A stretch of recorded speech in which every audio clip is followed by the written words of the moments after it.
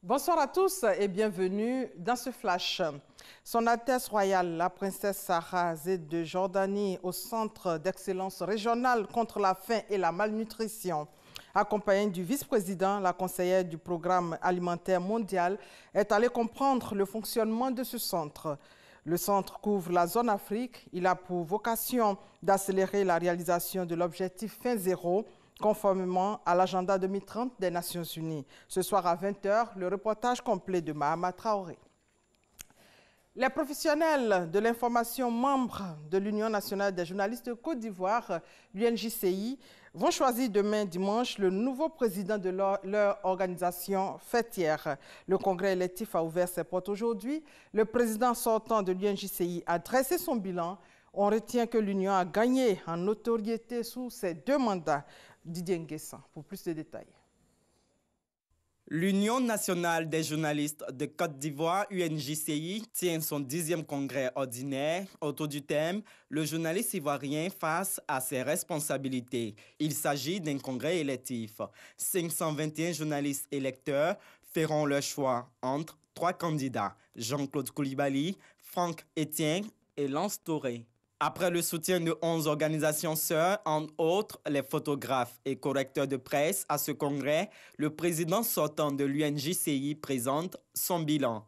Quand je suis arrivé à la tête de l'UNJCI en 2012, la Côte d'Ivoire était 141e au classement de Reporters sans frontières. Aujourd'hui, nous sommes à la 71e place. Nous avons initié les cours de formation. Nous léguons également à notre successeur un siège de réhabilité. Nous sommes à jour de toutes les cotisations et nous sommes acquittés de tous nos droits d'adhésion dans plusieurs structures, comme la Fédération internationale des journalistes. Nos comptes sont à l'équilibre et nous ne devons 1 centime à personne. Ce congrès ordinaire électif est placé sous la présidence de Sidi Timoko Touré, ministre de la Communication et des Médias. La responsabilité première du journaliste est d'informer, c'est-à-dire de former et d'éduquer. Monsieur le ministre de la Communication et des Médias est heureux, monsieur le président de l'UNJCI, que vous et votre équipe ayez choisi ce thème pour ce 10e congrès de l'UNJCI.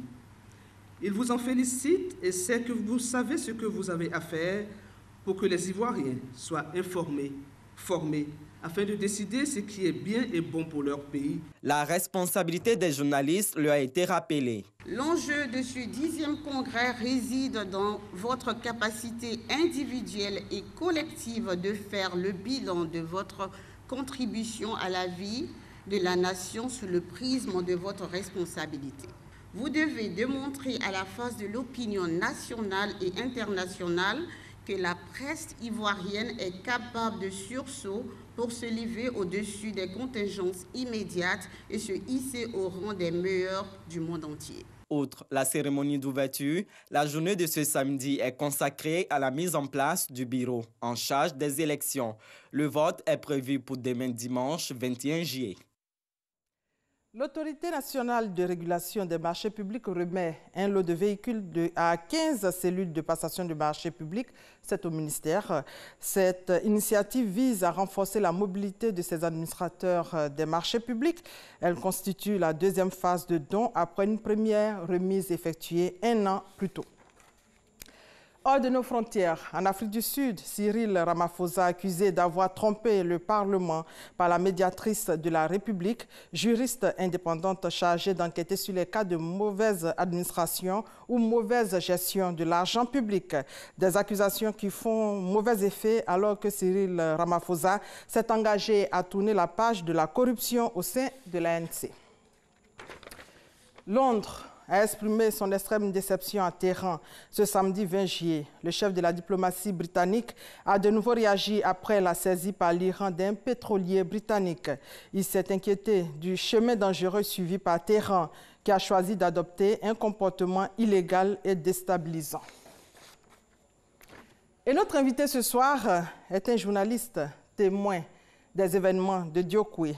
Il a écrit une œuvre de 166 pages que nous allons feuilleter ensemble ce soir à 20 h. Il nous parle de la vérité que les gens cachent sur les tueries de Diokwe. Beaucoup de révélations donc ce soir à 20 h. Merci de votre fidélité.